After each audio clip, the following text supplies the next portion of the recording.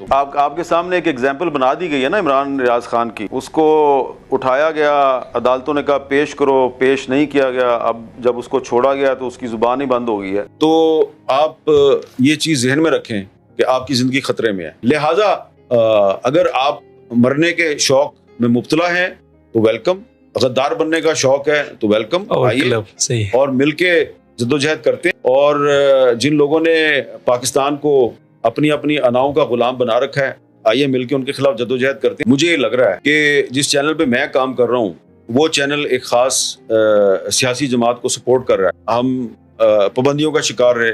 तो 20 साल मैंने जियो में ही हुआ, तो 20 साल जियो में ख्वाह पीपल्स पार्टी की हुकूमत हो या मुस्लिम लीग नून की हुकूमत हो या परवेज मुशर्रफ की हुकूमत हो, मेरे लिए तो मामला जो है वो सख्त ही रहते हैं। मुझे क्या फायदा जियो पे रहने का अगर जियो के ताल्लुकात नून लीग से बड़े अच्छे होते हैं। जब मैं नौकरी से निकला तो उन्होंने मुझे खुद बुला के प्राइम मिनिस्टर हाउस में मुझे अगवा कर लिया गया और मैंने मार वार खाई एक इंटेलिजेंस एजेंसी के हाथ। सहाफ़ी का ये मसला नहीं होना चाहिए कि उसका कौन हामी है और उसका कौन हामी नहीं है। सहाफ़ी का मसला ये है कि उसको सिर्फ हमेशा सही बात करनी चाहिए, वह कोई उससे नाराज हो या खुश हो। मैं साफ सी बात कहूंगा कि पहले जब नौजवान सहाफ़ी मुझसे पूछते थे जी कि आपका क्या ख्याल है कि हमें इस पेशे में रहना चाहिए, मुझसे स्टूडेंट्स पूछते थे हम सहाफ़ी बन जाएं, तो मैं कहता हाँ बिल्कुल बने, बिल्कुल आपको सहाफ़ी बनना चाहिए। अब मैं पिछले कुछ सालों से जरा मोहतात हो गया हूँ। उसकी वजह यह है कि मैंने ये महसूस किया कि मैंने गलत एडवाइस दी कुछ लोगों को और वो अगवा हुए और उनको शहीद कर दिया गया। अगर तो आपने पाकिस्तान में वाकई सच्ची और हकीकी सहाफत करनी है तो आप ये चीज जहन में रखें कि आपकी जिंदगी खतरे में है।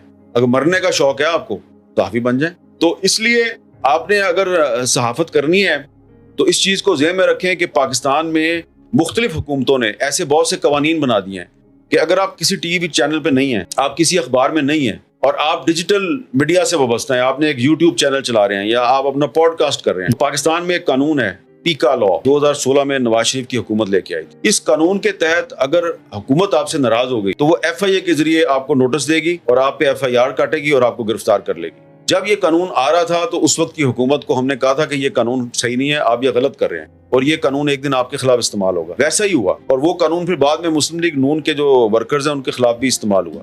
तो अभी भी पाकिस्तान में आज जब मैं आपसे बात कर रहा हूँ ऐसे कवानीन मौजूद हैं कि आप एक सच्ची सहाफत करना चाह रहे हैं, आप सवाल पूछ रहे हैं, मैं जवाब दे रहा हूँ, या आप अपने किसी यूट्यूब चैनल पे सच्ची बात कर रहे हैं तो आप पे मुकदमा दर्ज हो जाएगा। वो कहेंगे जी लॉ ऑफ द लैंड है, मुल्क का कानून है, आप मुल्की कानून की खिलाफवर्जी कैसे कर सकते हैं। लेकिन मुल्की कानून बनाया गया है इसलिए कि सच की आवाज को दबाया जा सके। इतना आसान नहीं है। हाँ, अगर आपने कोई हंसी मजाक का प्रोग्राम करना है या कोई मजाहिया काम करना है, जुगते मारनी है आपने, तो वो आप यूट्यूब चैनल बनाएंगे, आपको कोई कुछ नहीं कहेगा। लेकिन उसमें भी अगर आप हुक्मरान तबके पे जुगते मारेंगे तो फिर आपकी पकड़ बड़ी आसानी से हो जाएगी। इसलिए ये मैंने सीधी सी बात की है, कोई इतनी आसान नहीं है पाकिस्तान में सहाफत, ना अखबार में, ना टीवी चैनल में, ना डिजिटल मीडिया पे, ना यूट्यूब चैनल, कहीं पे भी आसान नहीं है। किसी ने भी अगर आपकी आवाज दबानी है तो वो उसके लिए कानून उन्होंने बना के रखे हुए हैं, वो आपकी आवाज दबा सकते हैं। लिहाजा अगर आप मरने के शौक में मुब्तला हैं तो वेलकम, गद्दार बनने का शौक है तो वेलकम, आइए और मिलके जद्दोजहद करते हैं। और जिन लोगों ने पाकिस्तान को अपनी अपनी अनाओं का गुलाम बना रखा है, आइए मिलके उनके खिलाफ जद्दोजहद करते हैं। लेकिन दोबारा बार बार कह रहा हूँ, गोली खाने के लिए तैयार रहिएगा। मुझे ये लग रहा है कि जिस चैनल पे मैं काम कर रहा हूँ वो चैनल एक खास सियासी जमात को सपोर्ट कर रहा है। तो मेरे पास दो रास्ते हैं, या तो मैं भी अंधाधुंध उस सियासी जमात की तर्जुमानी शुरू कर दूं जी। दूसरा रास्ता यह है कि अगर मैं अपने आप को सहाफी समझता हूँ जी, तो मेरे पास जितनी भी स्पेस मौजूद है, जितनी मेरी कैपेसिटी है जी, तो मैं उस कैपेसिटी में कोशिश करूं कि मैं उस सियासी जमात की तर्जुमानी ना करूं।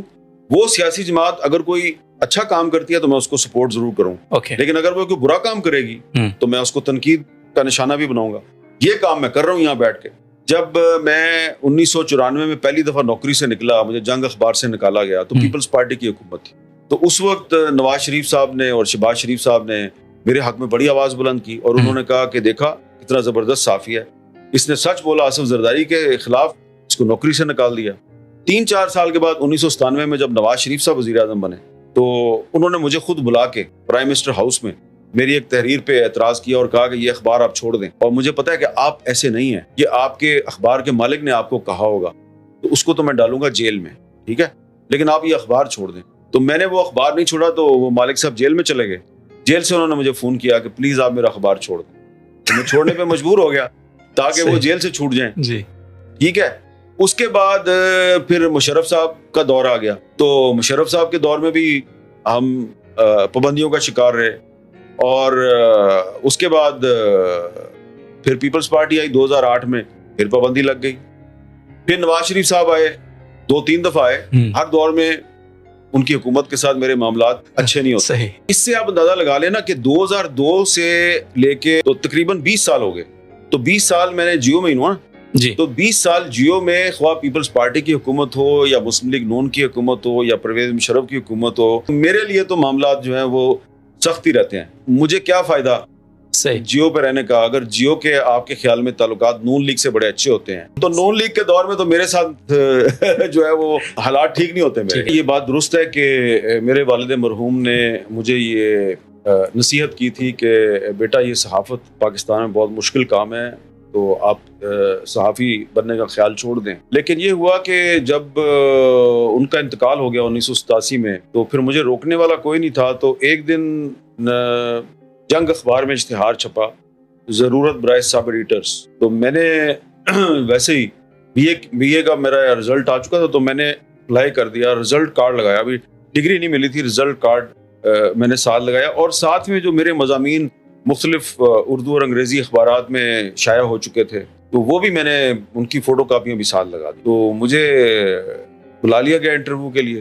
तो मेरा जो रिटन टेस्ट था, मुझे याद है कि ट्रांसलेशन मुझसे उन्होंने करवाई, कोई तर्जमा करवाया, उन्होंने तर्जमा कर दिया। तो फिर मेरा इंटरव्यू किया ज़िया शाहिद साहब। तो जब मैं इंटरव्यू के वक्त उनके सामने पेश हुआ, तो उन्होंने जब मेरे मुख्तलिफ आर्टिकल्स देखे, उन्होंने कहा आपकी तहरीरें जंग के अदालती सफ़े पे शाया होती रही हैं।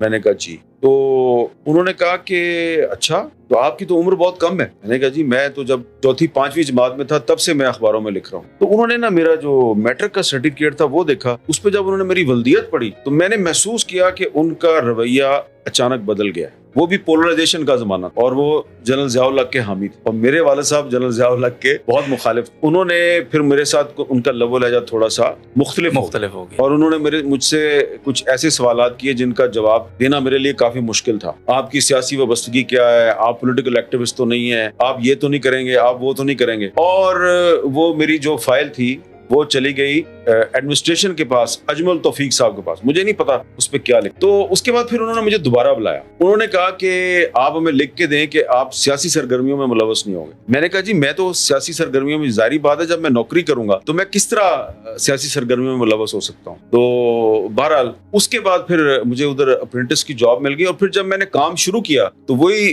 ज़िया शाहिद साहब जिनके साथ मेरा पहला तजुर्बा खुशगवार नहीं था, तो फिर उनके साथ मेरे ताल्लुकात बड़े अच्छे हो गए। नजरियाती इख्तलाफ बरकरार रहा, लेकिन बड़ा अच्छा वर्किंग रिलेशनशिप बन गया, और मैंने उनसे बहुत सीखा। तो उसके बाद फिर 1990 में एक वाकया ऐसा पेश आया कि मुझे अगवा कर लिया गया, और मैंने मार खाई एक इंटेलिजेंस एजेंसी के हाथों। घर पहुंचा और मैंने वालिदा से कहा कि अबू सही कहते थे, मुझे ये सहाफत में नहीं आना चाहिए था। फिर मेरी अम्मी ने मुझे कहा कि अब तुम एक दफा आ गए हो तो अब तुम छोड़ नहीं सकते। तो मैं 1990 में इसको छोड़ने लगा था। अच्छा। लेकिन वालदा का हुक्म था कि अब नहीं छोड़ना, इसलिए नहीं छोड़ा। लेकिन जब मेरा बरखुरदार जो है वो इस तरफ आना चाह रहा था, तो उसको मैंने मना किया। और मेरे घर की तरबियत ऐसी है कि जो बेटे हैं उन पे बाप हुक्म चला लेता है। लेकिन जब मेरी बेटी जो है उसने मीडिया की तालीम हासिल करना शुरू करी, तो उसको मैं नहीं रोक सका, क्योंकि ये मेरे घर की तरबियत है कि हमारे खानदान में औरतों पे हुक्म नहीं चलाया जाता। तो उसने भी बाप की जो नरमी है उसका फायदा उठाया। तो वो मीडिया को पढ़ रही है, लेकिन बेटा जो है वो शुक्र अल्हम्दुलिल्लाह वो सहाफत में नहीं आया। इमरान रियाज खान के इंटरव्यू के बाद हामिद मीर का बयान भी सामने आ गया है। हामिद मीर ने सब सहाफ़ियों को मिलकर आज़ादी की जंग लड़ने पर जोर दिया है।